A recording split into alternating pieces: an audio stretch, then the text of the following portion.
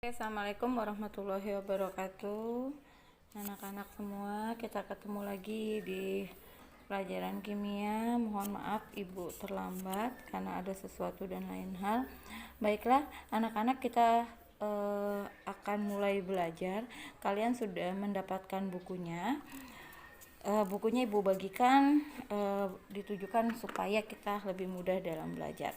Oke, baik, dibuka bukunya sama-sama. Kemudian kalian lihat bab pertama. Bab pertama itu ada larutan asam basah. Definisi asam basah itu dikemukakan oleh 3 teori. Teori pertama adalah teori Arrhenius. Teori Arrhenius menyatakan asam adalah suatu zat yang jika dilarutkan dalam air akan menghasilkan ion H+. Ya. Sementara basah adalah suatu zat yang jika dilarutkan dalam air akan menghasilkan OH-, ya, akan menghasilkan OH-. Jadi asam itu suatu zat yang dilarutkan dalam air akan menghasilkan H+, sementara basah adalah suatu zat yang dilarutkan dalam air akan menghasilkan OH-. Kita lihat di sini nih. HBr dilarutkan dalam air menghasilkan H. Berarti dia asam, ya. H3PO4 jika dilarutkan dalam air akan menghasilkan H+, berarti dia asam. Coba kita lihat yang ini. KOH dilarutkan dalam air menjadi K+ dan OH, berarti dia basah. Ya, lain lagi BaOH 2 kali dilarutkan dalam air menghasilkan Ba dan 2 OH, berarti dia basah. Oke, itu teori Arrhenius. Dalam teori Arrhenius ada asam monoprotik, ada asam poliprotik dan basah monoprotik dan basah poliprotik. Artinya apa? Ini jumlahannya. Kalau HBr menghasilkan 1H, maka dia monoprotik 1. Tapi kalau dia poliprotik, ya, itu H2SO4 menghasilkan 2H. 2H artinya 2H-nya poliprotik. Kalau basah sama aja. Kalau OH-nya 1 berarti dia monoprotik, kalau OH-nya 2 berarti dia poliprotik. Oke, itu teori Arrhenius. Oke, kita lanjutkan. Teori kedua adalah Bronsted-Lowry. Apa asam dan basah menurut Bronsted-Lowry? Kalian bisa lihat definisi dengan baiknya di halaman 4. Oke, ibu akan rangkumkan apa itu asam basah menurut Bronsted-Lowry. Asam itu adalah donor proton, donor H+ atau pemberi, ya. Basah adalah penerima H+.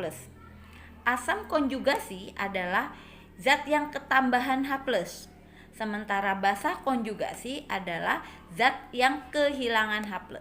Oke, lihat contoh reaksi di bawah. Kita akan tentukan mana asam basah konjugasi dan mana basah asam konjugasi pasangannya, ya.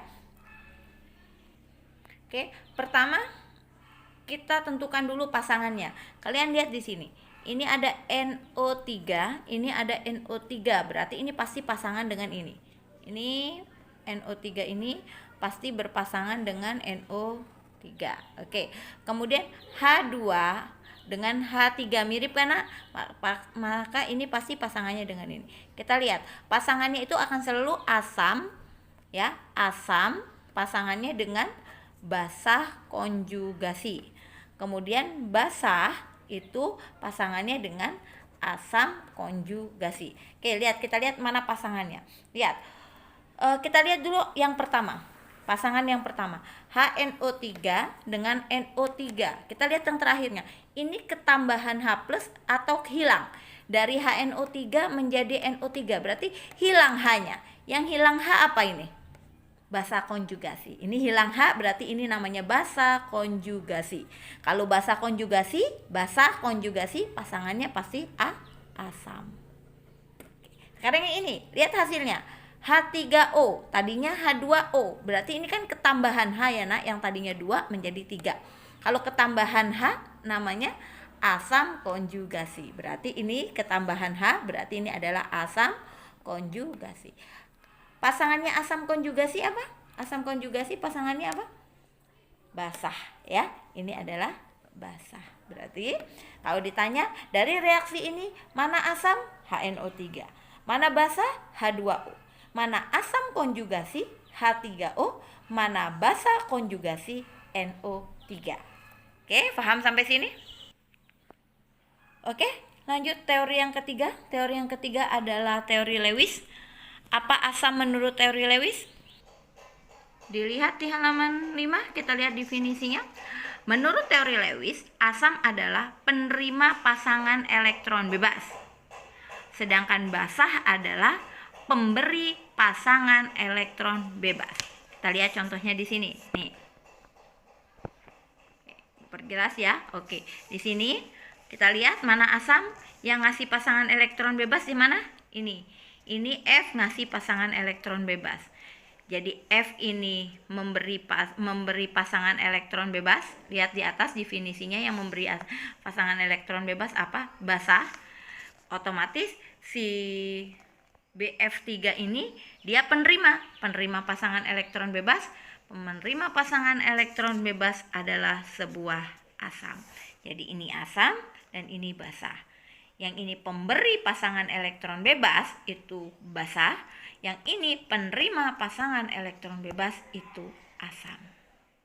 Itulah asam basah menurut teori Lewis. Oke anak-anak, kita sudah bahas apa itu definisi asam dan basam yang dikemukakan oleh 3 teori Arrhenius, Bronsted teori, dan teori Lewis. Setelah itu coba kalian kerjakan ujian kompetensi 1 dari nomor 1 sampai dengan nomor 10. Kemudian kerjakan juga yang B nomor 1 sampai nomor 5. Ibu tunggu tugasnya nanti dikumpulkan di grup e-learning saja gitu ya, di aplikasi e-learning saja, atau teknis nanti kita akan bahas. Oke, baiklah, itu tadi terkait dengan definisi asam basah. Sampai ketemu di bab atau penjelasan berikutnya. Assalamualaikum warahmatullahi wabarakatuh.